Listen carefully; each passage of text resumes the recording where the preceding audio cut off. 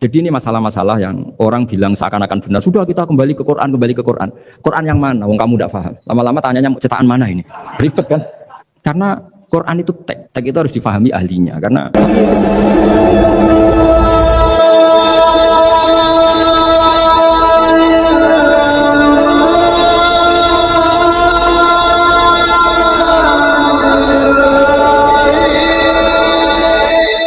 Assalamualaikum warahmatullahi wabarakatuh. Bismillah, alhamdulillah, assalatu wassalamu ala rasulillah wa ala alihi wa sahbihi wa man tabi'ahu wa mawalah wa la hawla wa illa billah amma ba'du.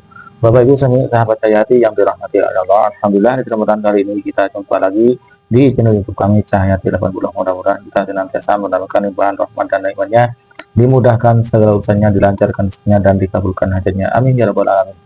Sahabat Hayati yang dirahmati Allah, di kesempatan kali ini kami akan membawakan ceramah Gus Baha yang mana beliau itu jelas dan tegas mengkritik orang satu kelompok yaitu Salafi Wahabi yang selalu menggunakan jargon andalannya, yaitu mengajak kembali kepada Al-Quran dan Sunnah.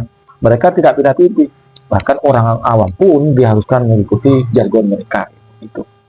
Dan biar lebih jelas seperti apa yang harus kita, yang sebenarnya kembali kepada Al-Quran dan Sunnah itu kayak apa yang sebenarnya.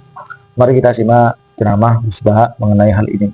Mari kita simak videonya bersama-sama. di antara yang sering disabdakan oleh Rasulullah SAW adalah inna minal bayani la sikhron. Jadi penjelasan atau orasi atau argumentasi atau apa sajalah itu adalah bagian dari sihir. Sihir di sini maknanya itu sesuatu yang kayak hipnotis, tapi di sini dalam konteks positif.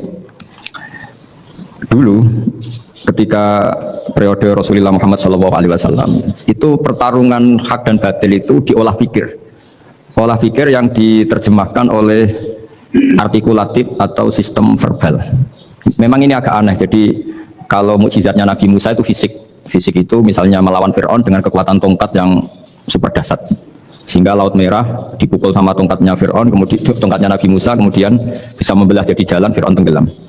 Begitu juga nabi-nabi yang lain ada kekuatan fisik yang bisa dilihat sebagai mukjizat.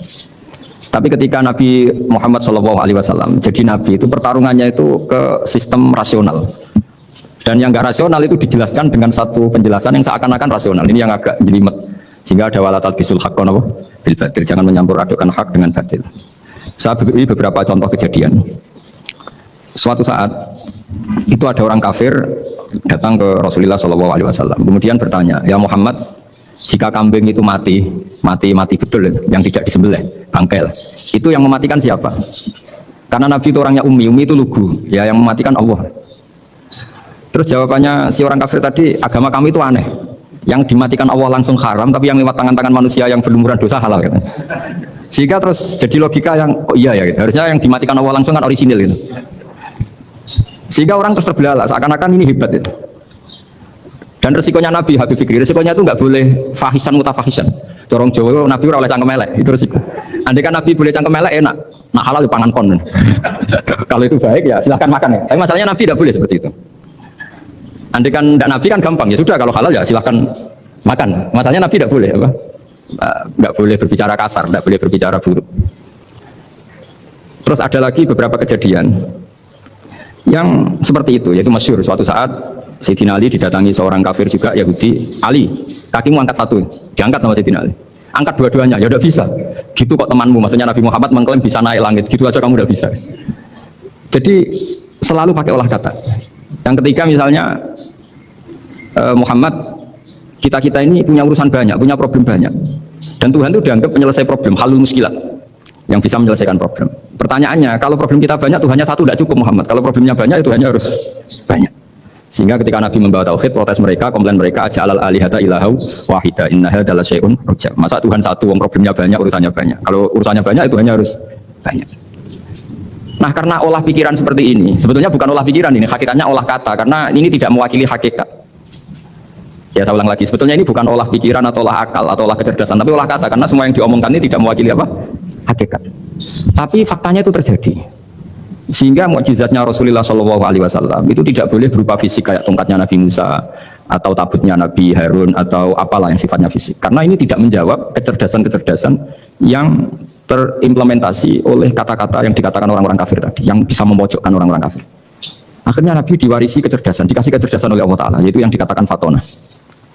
Dan mereka memang suka, mempermalukan Nabi itu suka. Misalnya Nabi, karena sebagai Nabi, beliau tahu betul bahwa semua itu biadillah, di tangan Allah.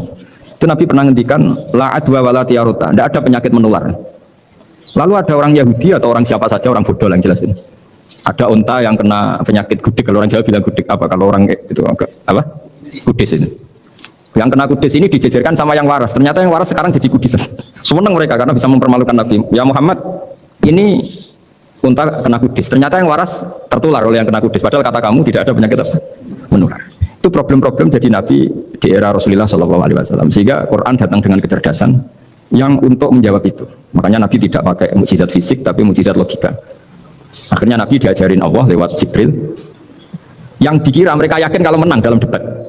Tapi Nabi balik bertanya, faman a'dal awwala. Jadi terjemahnya, kalau ini kena kudis karena tertular yang ini, lalu ini tertular siapa? Yang pertama tadi. Wah itu asli dari Allah ya, maksud saya itu. Jadi dia ingin contoh yang kedua yang tertular, dengan itu berarti ada penyakit apa?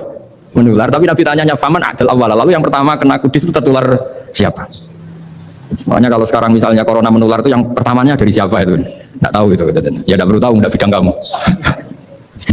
Jadi ini saya mau cerita. Jadi logika-logika yang dibangun orang kafir itu sebenarnya bukan logika tapi olah kata. Dan orang kafir itu paling pintar. Karena mereka itu penyair. Penyair itu kalau sekarang modern mungkin mirip-mirip jurnalis atau mirip apalah. Bisa mengubah apa saja. Apa yang sebetulnya baik dikesankan buruk atau sebaliknya. Sehingga ini menyusahkan karena Nabi harus ngendikan hakikat, harus mengatakan sesuatu yang nyata dengan bahasa yang benar. Sementara mereka mengatakan kebatilan dengan penjelasan yang baik. Ini ribet kan? Sehingga dalam banyak percekcokan ya, itu susah dicari jalan tengah karena sama-sama mirip, kebenaran ini sama-sama mirip. Jadi misalnya yang masyhur dalam satu peristiwa besar konflik antara Sayyidina Ali dan Sayyidina Muawiyah, itu konflik yang nggak bisa dihindarkan gara-gara kalimat, gara-gara kata-kata. Makanya sekeras-kerasnya pedang atau senjata itu masih keras apa? Kata-kata atau polemik lah atau apalah. Karena sekarang itu agak susah membahasakan. Ketika konflik Ali dan Muawiyah itu ada orang bilang, ya sudah, nahkum bi kitabillah. Sudah sekarang kita kembali ke kitabillah. Itu mereka megang mushaf. Mushaf ini yang saya pegang namanya mushaf. Seakan-akan itu benar karena orang Islam harus kembali kepada kitabullah. Pertanyaannya lalu kata Ali, fadharabal mushafa bi yadihi. Sayyidina Ali nepuk mushaf ini keras banget. Sal hadzal mushaf kata Sayyidina Ali. Kalau kita harus kembali ke Quran, coba tanya ini. Mushaf ini ya mushaf seperti milik saya ini. Akhirnya orang-orang Khawarij bilang, innama huwa warakun wa madadun. Itu hanya kertas sama tulisan. Bagaimana mungkin kita bertanya? Pas itu adalah orang Khawarij itu orang yang nggak mau ngakui Ali juga nggak mau ngakui Muawiyah, dan Sayyidina Ali sama Sayyidina Muawiyah sudah sadar mau bikin mediator, mau bikin solusi jalan tengah. Jadi sebenarnya dua beliau itu orang baik, gara-gara diprovokasi orang Khawarij itu jadi bentrok. Orang Khawarij bilang nggak ada Ali, nggak ada Muawiyah, yang ada adalah kitabullah yaitu mushaf. Benar, secara zahir benar memang orang Islam harus kembali ke mushaf. Tapi Sayyidina Ali pinter, sal hadal mushaf. Kalau gitu tanyakan mushaf itu. Ketika Sayyidina Ali dan Sayyidina Muawiyah sudah sepakat bikin perdamaian, akhirnya singkat cerita, nama huwa rokun wawadudun, kata orang-orang Khawarij itu hanya kertas dan pena. Kenapa bisa disuruh atau diminta jawaban? Terus kata Sayyidina Ali, nggak bisa atau kamu tanya mushaf? Ya tidak bisa, makanya tanya saya katanya. Jadi ini masalah-masalah yang orang bilang seakan-akan benar. Sudah kita kembali ke Quran, kembali ke Quran. Quran yang mana? Wong kamu tidak paham. Lama-lama tanyanya cetakan mana ini? Ribet kan? Makanya saya ini bikin gerakan besar-besaran. Yang dulu saya ngaji tafsir lama sekali dengan Mbah Mun, ngaji sama bapak saya. Sekarang alhamdulillah sering diskusi sama Pak Quresia karena kita ini butuh, dan saya punya teman akrab Gus Sofur juga dokter tafsir. Ya kalau kamu minta sebut ya teman kalian semua untuk mengkaji apa? Tafsir. Itu memang kita butuh.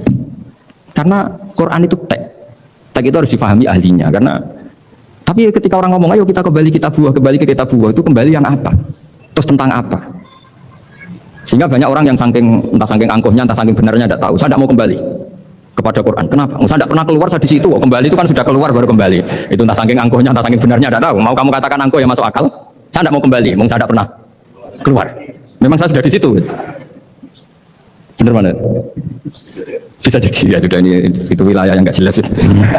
Jadi orang-orang Wahabi ini ngajak kita kembali kepada Al-Quran dan Sunnah karena mereka menganggap kita itu sudah keluar dari Al-Quran dan Sunnah, dan mereka mengklaim hanya mereka ada kelompoknya sajalah yang identik, yang mengamalkan Al-Quran Sunnah secara 100% lah, paling identik dengan ajaran Al-Quran, paling identik dengan Sunnah Nabi Muhammad SAW. Tapi faktanya di dalam beberapa ceramah mereka itu banyak yang ngibul, banyak yang berdusta, ayat Al-Quran dipelitir, ayat Quran yang Seharusnya itu tujuannya untuk orang kafir, malah dibalikkan, dipelintir, dihantamkan kepada sesama Islam. Ini seperti ini ngajak kembali kepada Al-Quran dan Sunnah. Ya, kita orang Islam yang selain Wahabi itu bukan tidak mengamalkan Al-Quran, tapi karena tidak memahami Al-Quran menurut versi Wahabi, maka dianggap tidak mengamalkan Al-Quran, tidak mengamalkan Sunnah, gitu. Dan paling parahnya orang awam yang tidak bisa apa-apa, bahkan baik membaca Al-Quran pun tersiok-siok, diajak memahami Al-Quran. Dan parahnya yang memahami Al-Quran bukan dengan pemahaman ulama, tapi dengan buku-buku terjemahan. Ini yang paling fatal.